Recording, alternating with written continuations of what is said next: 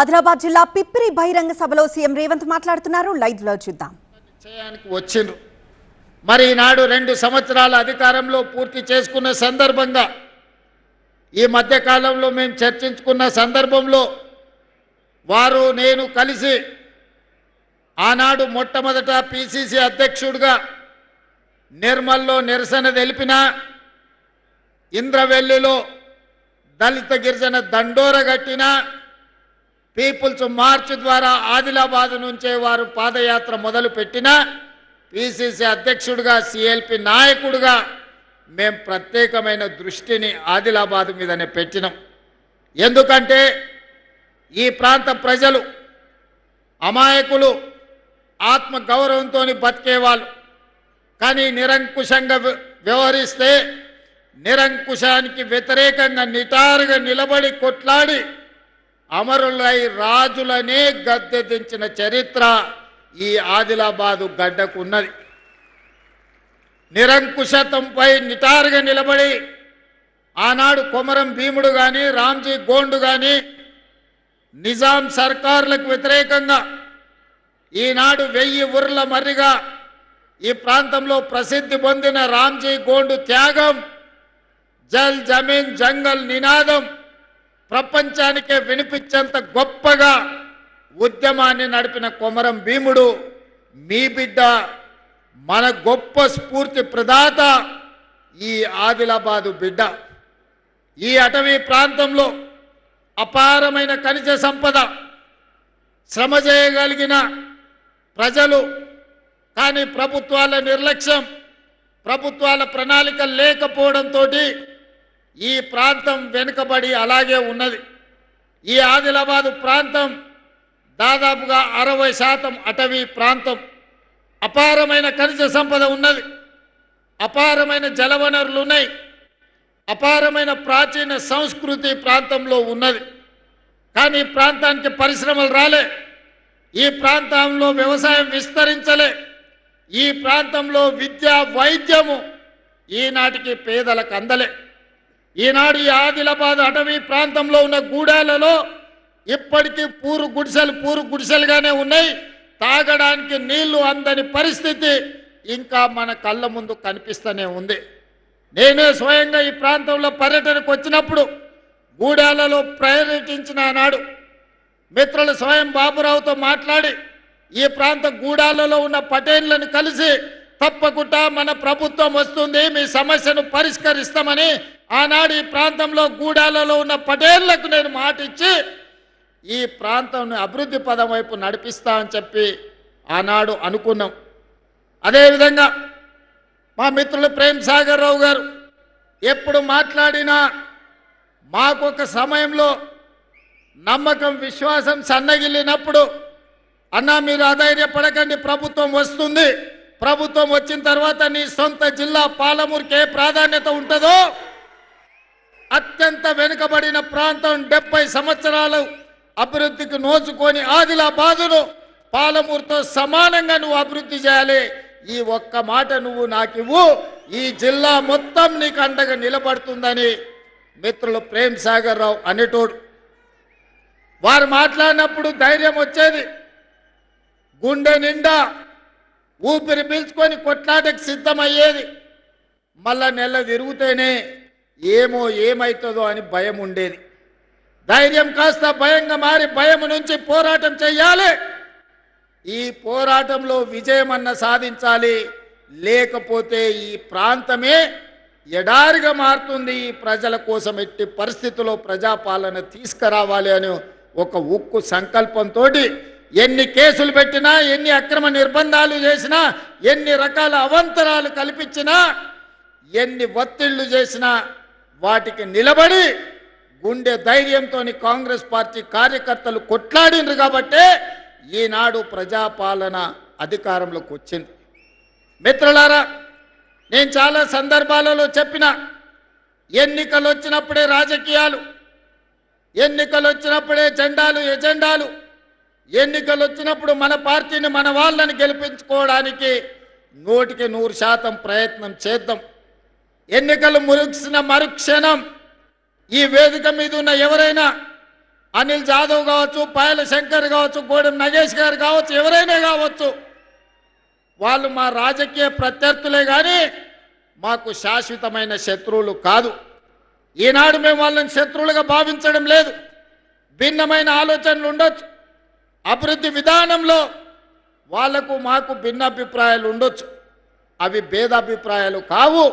అందుకే ఈనాడు ఈ అభివృద్ధి ప్రణాళికలో పార్టీలకు అతీతంగా ప్రభుత్వ కార్యక్రమంగా మిత్రులందరినీ పిలిచి వాళ్ళతోని మాట్లాడిపించి మీ ప్రాంత సమస్యల్ని వారు మా దృష్టికి తీసుకొస్తే ఆ సమస్యల్ని పరిష్కరించాలన్న కృత నిశ్చయంతో ఈనాడు అనిల్ జాదవ్ కావచ్చు, లేకపోతే గోడెం నగేష్ కావచ్చు, అందరిని కూడా మాట్లాడిపించినాం.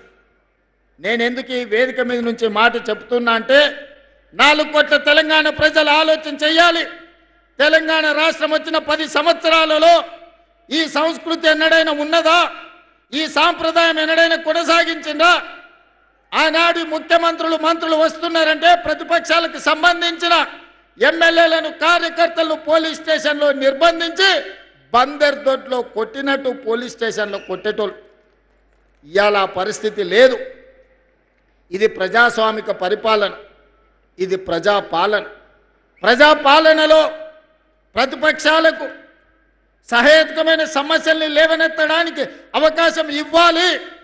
శాసనసభలో శాసన మండలిలో ప్రశ్నలు లేవనెత్తడానికి, ప్రభుత్వం నుంచి పనులను సాధించుకోవడానికి అవకాశం ఇవ్వాలని చట్ట సభల్లోనే కాదు బహిరంగ వేదికల్లో కూడా మా ప్రతిపక్షాలైన ఎమ్మెల్యేలను ఎంపీలను మాట్లాడిపిస్తున్నాం. ఈ సాంప్రదాయాన్ని తెలంగాణలో కొనసాగించాలి.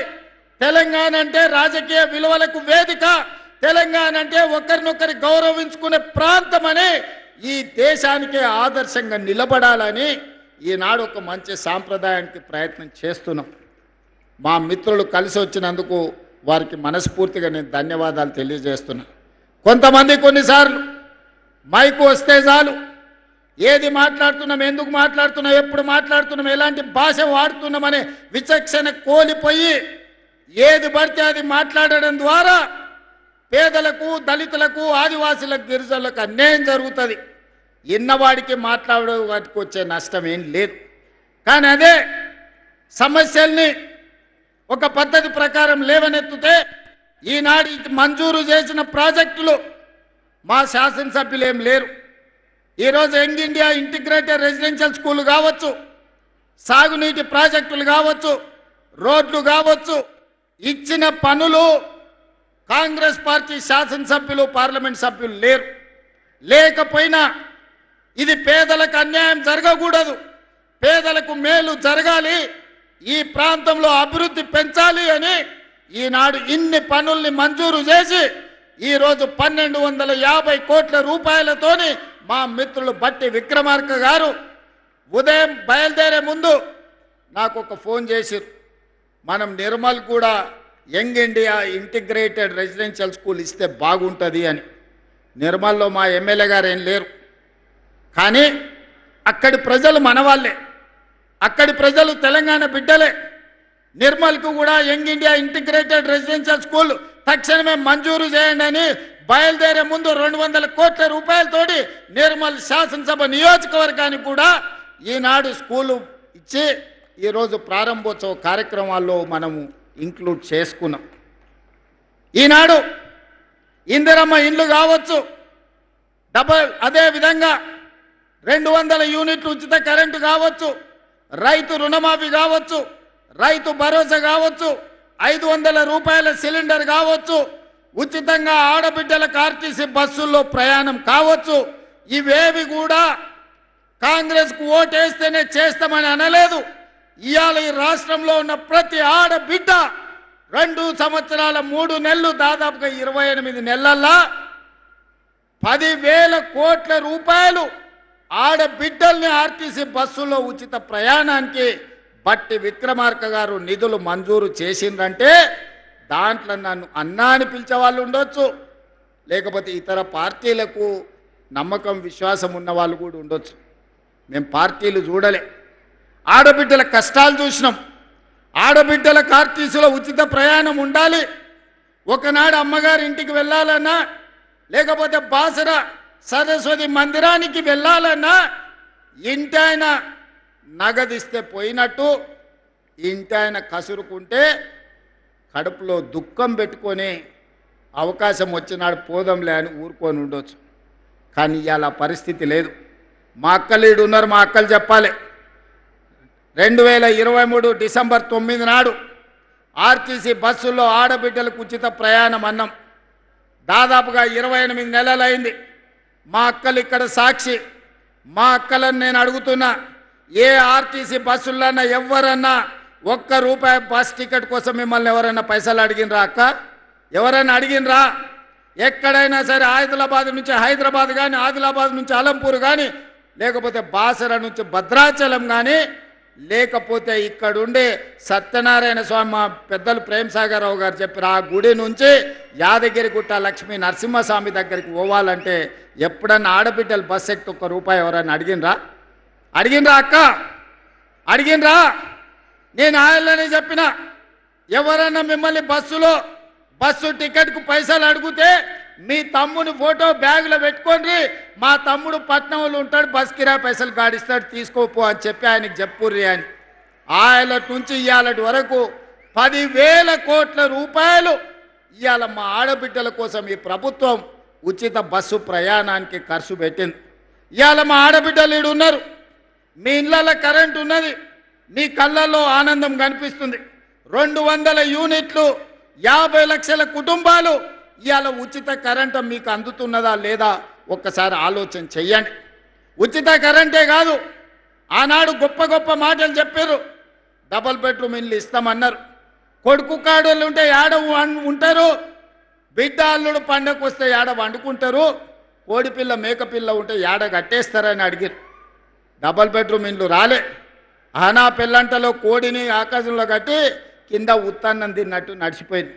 కానీ ఇవాళ మన ప్రభుత్వం వచ్చినాక 4,50,000 ఇండ్లు 22,500 కోట్ల రూపాయలతోని నియోజకవర్గానికి 3,500 ఇండ్లు ఈనాడు మంజూరు చేసినాం. ఇదే కాదు, ఆదివాసీలు ఉన్న ప్రాంతంలో ఐటీడీఏ ప్రాంతంలో మరో 25,000 అదనపు ఇండ్లు పేదవాళ్ళు కట్టుకోవాలి, అడవి బిడ్డల ఆత్మగౌరవంతో బతకాలి అని ఇందిరమ్మ ఇండ్లను, ఇల్లు వచ్చిన ప్రతి ఒక్కరికి 5 లక్షల రూపాయలను ఉచితంగా మీరు ఎట్లా పని చేసుకుంటే అట్లా ఖాతాలో టకీమని నగదు పడేటట్టు చేసినాం.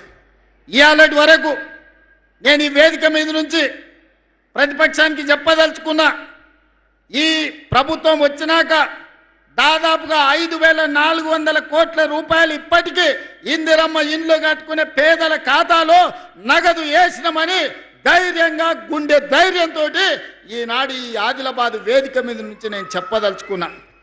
ఎన్నడైనా పేదోడు ఆత్మగౌరవంతో బతకాలి, పేదవాడికి సొంత ఇల్లు ఉండాలి అని ఎన్నడైనా ఆలోచన మీరు చేసిండ్రా?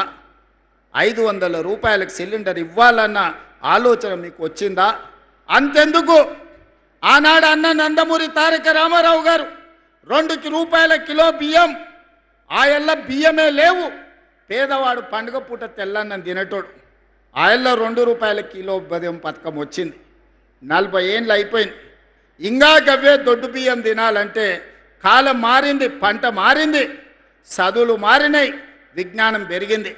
ఇవాళ దొడ్డు బియ్యంతో అన్నం తినే పరిస్థితి లేదు, పసులకు దాన పెట్టే పరిస్థితి వచ్చింది. సన్న బియ్యంతో పేదవాడి కడుపు నింపాలన్న ఆలోచన ఎవరికైనా వచ్చిందా?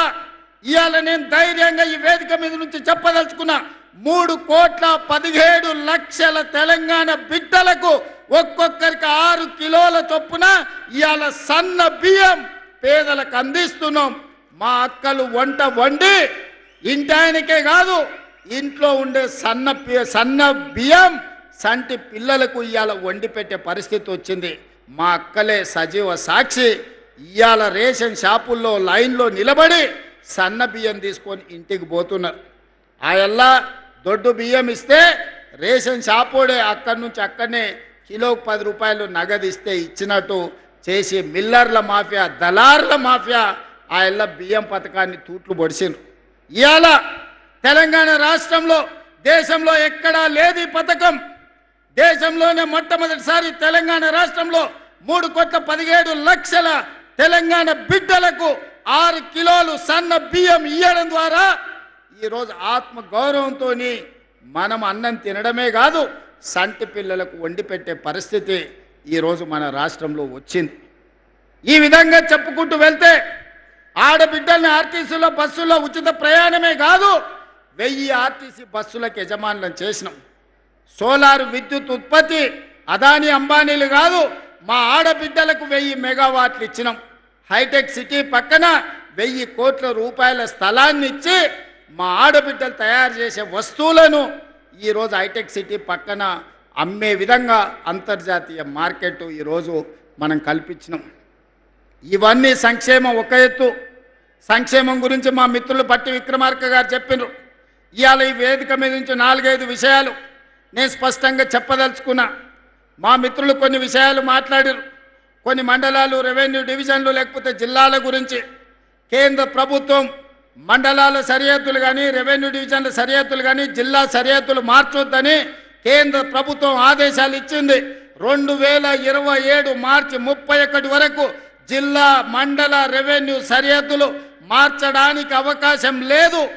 ఆ తర్వాత ప్రభుత్వం ఒక జ్యుడిషియల్ కమిషన్ వేసి ఇలాంటి సమస్యలన్నింటిని కూడా ఆ కమిషన్కి ఇచ్చి బోత్ ప్రాంతం రెవెన్యూ డివిజన్గా మార్చాలని మిత్రులు అడిగినారు కదా. ఆ కమిషన్ ద్వారా ఆ రోజు ఈ సమస్యకు పరిష్కారం చూపించే ప్రయత్నం చేద్దాం.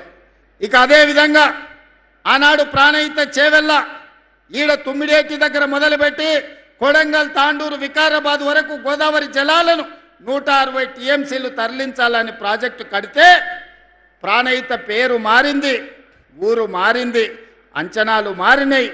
1,00,000 కోట్లు గోదావరిలో పోసినట్టయింది. కాళేశ్వరం కడితే కూలేశ్వరం అయిపోయింది. 3 ఏళ్లలోనే కట్టుడు కూలిపోడు జరిగిపోయింది. మా ఆదిలాబాదుకు మాత్రం రాలేదు. మా ప్రేమ్ సాగర్ రావు గారు ఎప్పుడు అంటారు, గోదావరి తలా మా పక్కల నుంచే పోతుంది, మాకు మాత్రం నీళ్లు రాలేదు అని. అందుకే ఇవాళ నేను ఈ వేదిక మీద నుంచి మాట ఇస్తున్నా.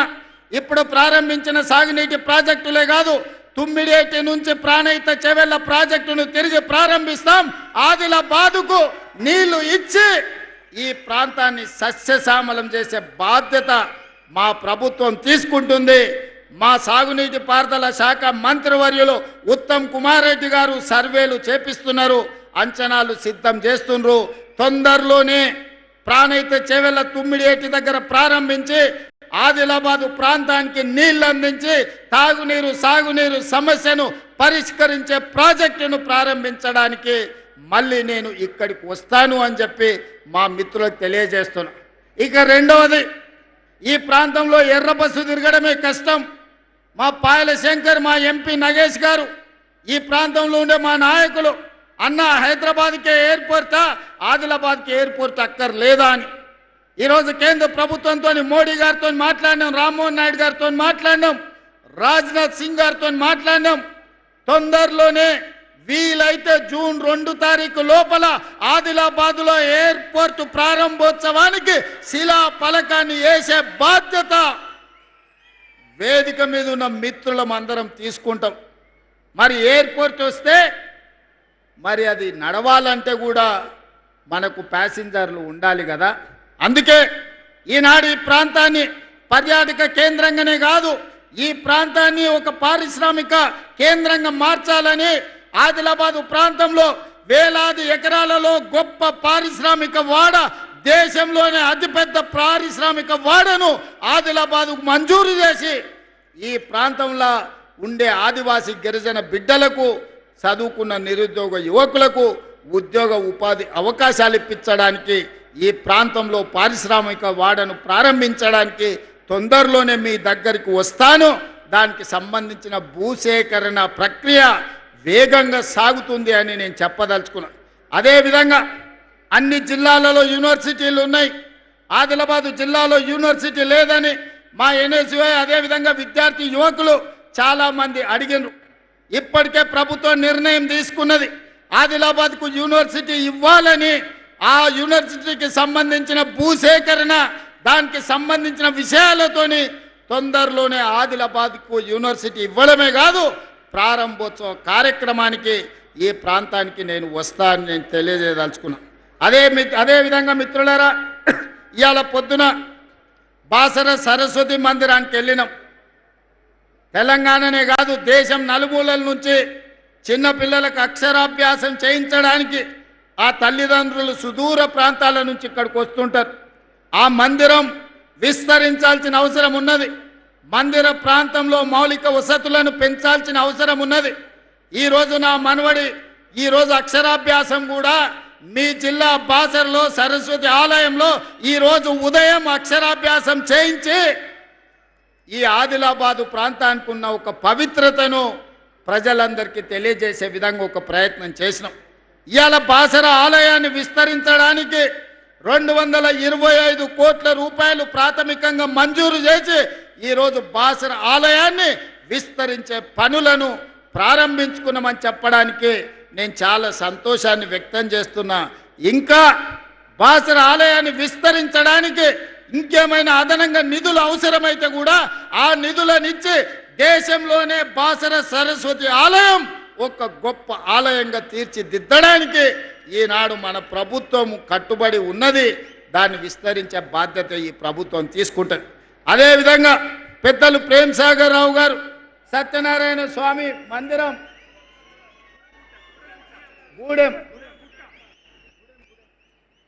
గూడెం సత్యనారాయణ స్వామి ఆలయం వారు ప్రతిపాదన చేసిండ్రు. మిత్రులు ప్రేమ సాగర్ రావు గారి అభ్యర్థన మేరకు మా మిత్రులు బట్టి విక్రమార్క గారికి నేను విజ్ఞప్తి చేస్తున్నా. గోదావరి పుష్కరాలు ఏదైతే మనం కార్యక్రమం తీసుకున్నామో, బాసర నుంచి భద్రాచలం వరకు ఏదైతే మందిరాల అభివృద్ధి అనుకున్నామో, అందులో మొట్టమొదటి ఆలయ అభివృద్ధి కింద గూడెం సత్యనారాయణ స్వామి ఆలయాన్ని అభివృద్ధి చెయ్యడానికి ఈ వేదిక మీద నుంచే మనం నిర్ణయం తీసుకుంటున్నాం. తక్షణమే అధికారులను, కలెక్టర్లను ఆ ప్రాంతం పర్యటించి దాన్ని మొత్తం అంచనాలు సిద్ధం చేయండి. ఈ మందిరాన్ని అభివృద్ధి చేయడానికి కూడా నిధులు మంజూరు చేస్తామని చెప్పి నేను ఈ వేదిక మీద నుంచి నేను చెప్పదలుచుకున్నా. మిత్రులారా, ఇవాళ ఈ జిల్లాకు ఎంత చేసినా తక్కువనే, కానీ అట్లని మిగతా వాళ్ళలాగా చెయ్యకుండా వదిలేసే సమస్యనే లేదు. ఈ జిల్లాకి ఏమేమి కావాలో అంచనాలు సిద్ధం చేస్తున్నాం. ప్రతి 2 నెలలకు ఒక్కసారి తప్పకుండా ఈ జిల్లాకు వస్తూనే ఉంటా. వచ్చినప్పుడల్లా మీకు నిధులు తెస్తూనే ఉంటా. ఆనాడు కొట్లాట కోసం, ఒక స్ఫూర్తి కోసం ఈ ఆదిలాబాదునే ఎన్నుకున్నాం నేను, మిత్రులు బట్టి విక్రమార్క గారు. ఈనాడు కూడా తెలంగాణ అభివృద్ధిని ఆదిలాబాదు ద్వారానే ప్రపంచానికి చూయించాలి. గోదావరి జలాలను ఒడిసి పట్టాలి. ఈ నేలను సస్యశ్యామలం చెయ్యాలి. ఈ ప్రాంతాన్ని అభివృద్ధి పదం వైపు నడిపించాలి. దానికోసం మీ అందరి సహకారం కావాలి. ఇవాళ మా ప్రభుత్వానికి ఇందిరమ్మ ఇండ్లు ఇచ్చినా, సన్న బియ్యం ఇచ్చినా, ఉచిత కరెంట్ ఇచ్చినా, ఇంటికి ఉచిత కరెంట్ ఇచ్చినా, రైతు రుణమాఫీ చేసినా, రైతు భరోసా ఇచ్చినా, షాదీ ముబారక్ ఇచ్చినా, కళ్యాణ లక్ష్మి అందించినా, ఏ కార్యక్రమం చేసినా పేదవాడి కళ్ళల్లో ఆనందం చూడాలి. మేము పాలకులం కాదు, ప్రజలెన్నుకున్న సేవకులం. ప్రజలకు సేవ చెయ్యాలన్న ఆలోచనతోనే మీ ముందు నిలబడ్డం.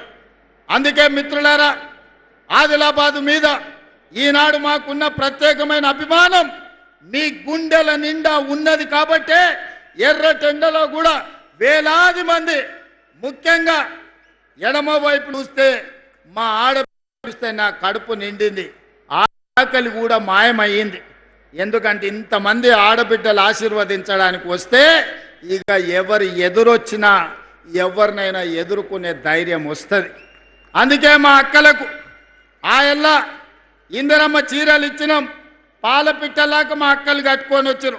ఈసారి మళ్ళా కొత్త చీరలు చిలకపచ్చ రంగుతోని మా ఆడబిడ్డలు చిలకల లెక్క మంచిగా ఉండాలి, ఇంటైనా కూడా సంతోషపడాలి. అబ్బా మా ఆవిడ ఎంత అందంగా ఉంది చీర కట్టుకుంటే అని మళ్ళీ ఇందిరమ్మ చీరలకు ప్రణాళికలు సిద్ధం చేసినాం. ఈసారి చిలకపచ్చ చీరలు ఇవ్వాల్సిందిగా మా బట్టి విక్రమార్క గారికి నగదు